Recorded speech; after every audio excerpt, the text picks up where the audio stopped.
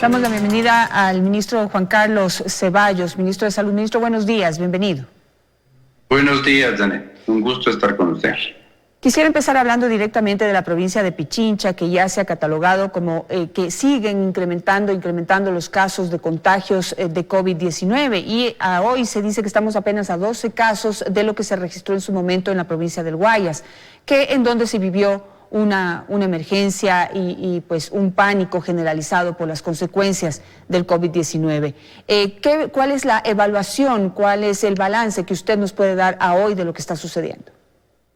Sí, bueno, la comparación no es exacta, no puede ser exacta porque, por ejemplo, la disponibilidad de pruebas que teníamos en Guayaquil al principio de la pandemia era muy corta, muy poquitas pruebas teníamos. Estamos en una competencia a nivel mundial para conseguir esas pruebas, no se conseguían y entonces el número de contagios no revela el número de contagios que hay en Quito, donde nosotros tenemos ahora más de 80 productores o proveedores que tienen que nos dan las pruebas rápidas y también hemos aumentado muchísimo la capacidad desde marzo hasta esta época de las pruebas PCR. Entonces yo creo que son dos escenarios diferentes. Sin embargo, es obvio que la cantidad de casos en Quito, y eso no se puede esconder, han aumentado. Ahora, lo que es extremadamente importante es las comparaciones internacionales al día de hoy, al día de agosto hoy, y con fuentes internacionales. Mire, el Ecuador en este momento tiene el menor número de casos por millón de habitantes de toda la región.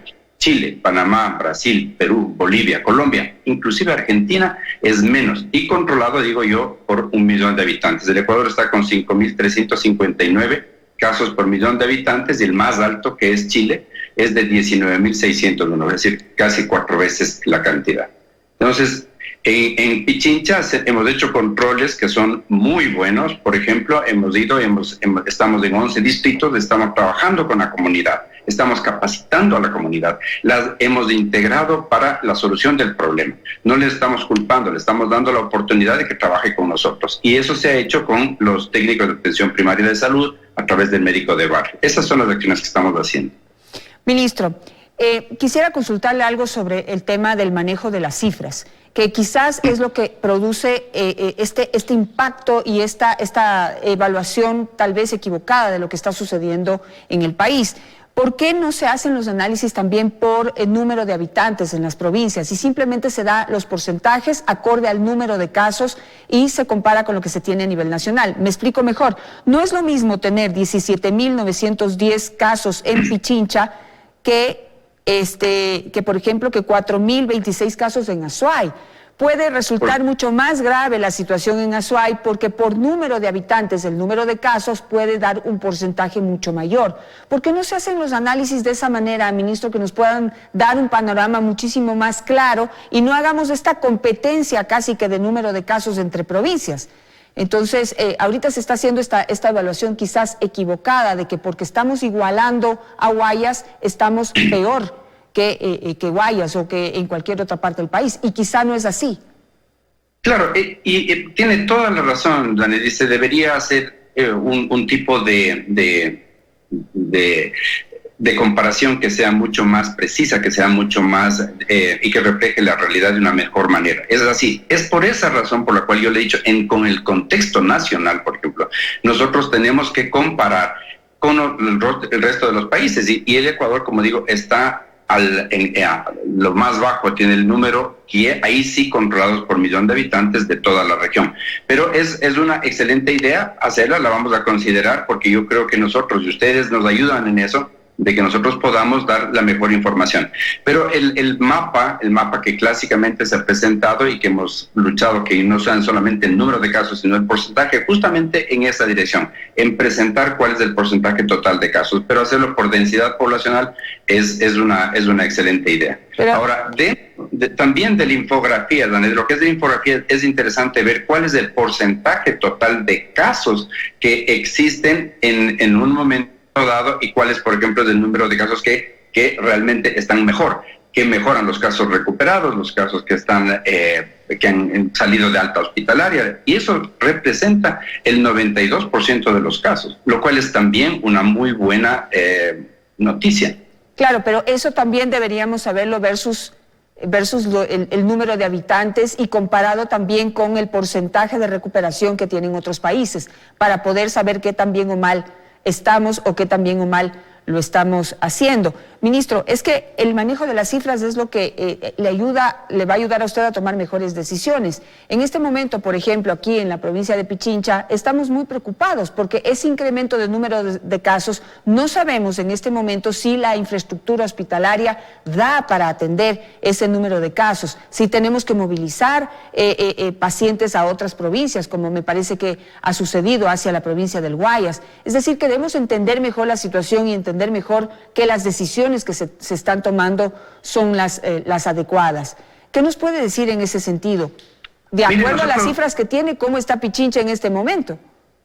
Mire, la situación en Pichincha desde hace algunos días, basados en algunos datos que son importantes, por ejemplo, infraestructura hospitalaria, en términos de aumento del número de camas que hemos hecho, en términos de la contratación de personal. Nada más la semana pasada se contrataron 504 personas, 139 de ellas son enfermeras, justamente para dar un descanso a aquellos médicos que están trabajando o al personal de salud que está trabajando de manera incansable en toda esta pandemia. Ese es un indicador. La otra que le decía, por ejemplo, es el número de camas, y el número de camas que nosotros da disponibilidad, el número de camas que hemos tenido, por ejemplo, desde que comenzó agosto, está bien estable. Nosotros ya tenemos entre 4 y 6 camas de UCI que permanentemente están siendo liberadas y que nosotros podemos utilizar. Las camas de hospitalización, estamos hablando de 40 a 60 camas que están disponibles. Le hablo de agosto y justamente me preparé para darle la mejor información, la más reciente a usted y al resto del país. La otra, mire lo que ha pasado con el índice de la evolución de los casos efectivos de reproducción, que se llama, es decir, cuánto contagio yo. Y todas esas cifras de todas las provincias están bajando, incluidas las de Pichincha.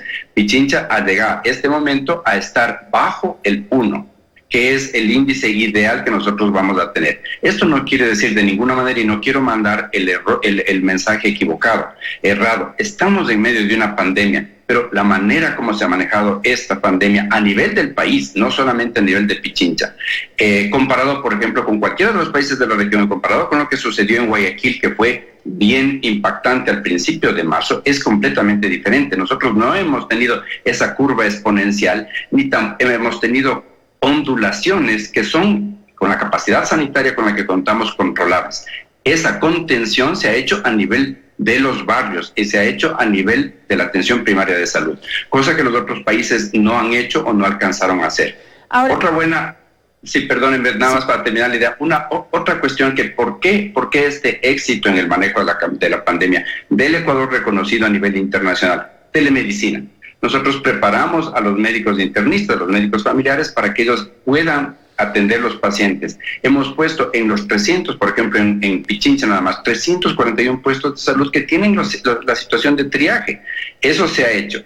Entonces yo creo que son buenas medidas que se han hecho y se ha contenido. No, eso no quiere decir de ninguna manera que tenemos que bajar la guardia ni seguir pendientes en hacer este tipo de intervenciones a nivel comunitario. Ahora cumplo con presentarle casos que pueden ser particulares, pero que necesitan una respuesta porque se difunden en la población, en el boca a boca, y causan estrés. Uno, hay muchos pacientes que han manifestado que al tocar las puertas de un hospital público no hay las camas disponibles como usted manifiesta, por ende les toca acceder a clínicas privadas en donde quizás no sé si no tienen infraestructura o tratan la enfermedad, pero han fallecido. Son un par de casos que conocí esta semana, es decir, que no pudieron acceder a las camas de hospitales públicos. Quisiera saber por qué. Bueno, estos son casos eventuales, yo lamento. Mira, a mí, de nuevo, como digo en cada entrevista, a mí me duele terriblemente cada uno de las muertes, de los fallecimientos, y no son parte de un número nada más. Pero sí tenemos que poner en contexto, en general, nosotros estamos haciendo las cosas como para el traslado, la contención del paciente a nivel primario, el traslado o la derivación a los hospitales. Hemos aumentado, mire, solamente de unidades de cuidados intensivos de 61 a 162, 2.7 veces en un espacio bien chiquito de tiempo, me refiero de abril a julio. Entonces, nosotros atendemos a los pacientes. Los pacientes no están botados en los corredores. Los pacientes que usualmente se entrevistan, o los sujetos o las personas que usualmente se entrevistan son pacientes, son los parientes que están afuera y que no se les permite por medidas justamente para evitar los contagios. Pero eso hemos estado haciendo todo el tiempo. Ahora, que haya casos eventuales, y lamento de nuevo los fallecimientos, etcétera, es algo que yo no puedo en este momento responder y me duele. Sin embargo, tengo un mensaje para la comunidad. No deje que cuando usted tiene una persona, usted mismo se sienta con un problema de infección respiratoria aguda, grave, se está con falta de aire, cansancio extremo, vaya al dispensario más cercano, llame al 171, llame al 911 para que le puedan atender, porque hay muchos pacientes que nos hemos dado cuenta que llegan demasiado tarde al hospital y nosotros ya no podemos hacer nada. Ahora, ¿cómo está el tema de la curva? Porque ahí también hay cuestionamientos. Si bien se ha visto que, digamos, hay este oleaje del que usted habla y que podríamos estar ya llegando a una cumbre y que podríamos estar bajando, por hablar desde aquí de la provincia de Pichincha, quisiera que usted me diga en qué estado estamos, pero también se dice que lo que se está haciendo es un menor número de pruebas, lo que devela un menor número de casos. ¿Qué nos puede responder ante eso? Al revés, hay muchísimas más pruebas, justamente porque, es decir, mire en su familia, mire a los televidentes que nos están oyendo en este momento. Es decir, hay un exceso de demanda del número de pruebas que se han hecho, porque la gente está nerviosa y tienen toda la razón, y por eso es que usted compara en marzo o abril en Quito, hay muchísimas más pruebas que se están haciendo. La situación, además, mire, voy a usar otro indicador que es fuerte, un indicador duro, que es el exceso de mortalidad. El exceso de mortalidad y fuente del Registro Civil del Ecuador, porque en muchos programas justamente de Teleamazonas se dice no, el gobierno no está dando las cifras correctas. Aquí van las cifras. De marzo a julio fallecieron 2.275 personas más que en los años 2018 y 19 en el mismo periodo. Es decir, ha habido un aumento del 32.6% de mortalidad. No es lo que vimos nosotros en Guayaquil. Y esto es solamente Pichincha, donde está el foco más alto de contagio y de mortalidad. Es decir, desde marzo subió del 4.4% al 21%, al 30%, al 40%, al 67%. ¿Por qué? Porque estamos en medio de una pandemia que ha cobrado ya más de 700,000 muertes a nivel mundial y que tiene más de 20 millones de contagiados. Sin embargo, de nuevo, no quiero minimizar el número de fallecidos que hay, pero son 2.275 en un periodo más extenso que en Guayaquil, en un periodo muy cortito, fue de 15,000 personas. Estos son datos del registro civil. Entonces, sí, hay más demanda de fallecidos, hay más demanda, de pruebas, sí han habido más pruebas. Pero también, sí. ¿Cómo reflejo eso? Por ejemplo, viene todo lo que se llama la letalidad, que no es todo el cúmulo de mortalidad, sino es la letalidad de aquellos que tienen una prueba positiva y que lamentablemente fallecen. En este caso, por ejemplo, y que se llama en inglés el Case Fatality Rate, ha sido otro de los cuestionamientos del gobierno. Nosotros en el Ecuador tenemos el 6.8%. 6.8%. ¿Cómo se compara con el mundo? Pues 6.8%. Italia 14.3%. 6.3%, España 11.5%. Es decir, la gente que ha fallecido teniendo una prueba COVID en el Ecuador es comparable con el mundo. Y lo hemos hecho bien en este asunto, ¿no? Y tiene además que ver, por ejemplo, otro indicador que nosotros utilizamos es qué pasa con los pacientes que han estado en estado crítico, han ido a emergencias, se les ha entubado, están con una ventilación mecánica. Mire, el total promedio nuestro es del 28.4%. O sea, prácticamente 1 de cada 3 personas que lamentablemente en estado crítico fallecen en el país, 1 de cada 3 fallecen con ventilación mecánica. Y veamos China, 37.7%. Y veamos el promedio de algunos países, China, Italia, Estados Unidos y España, 29%. Es decir, nosotros 28.4%. Estamos ahí, estamos haciendo bien. Perfecto. Y estos héroes, mis colegas, el personal que está en enfermería, en la primera línea está haciendo lo adecuado. Es un virus que no hay tratamiento, no tenemos vacuna todavía, Janet, no tenemos un tratamiento a pesar de que hemos hecho todos los efectos como para que se importe el Remdesivir. Por ejemplo, el primer país en recibir Remdesivir en la región es el Ecuador. Estamos en la línea y en la lista para recibir las vacunas de todos los países. Ministro, y rápidamente, ¿qué piensa usted de la vacuna que se ha anunciado en Rusia? Usted como médico, como funcionario público, ¿qué característica le da? ¿Qué calificativo le da? Ha habido muchas dudas alrededor.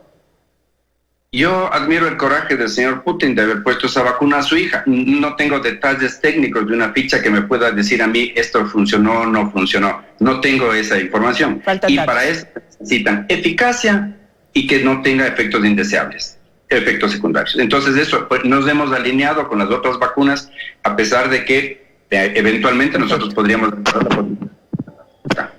Ministro, le agradezco muchísimo por los datos entregados esta mañana. Se me quedan muchas preguntas, pero el tiempo no me ayuda. Agradecemos la presencia del ministro Juan Carlos Ceballos y hasta aquí los desayunos de 24 horas.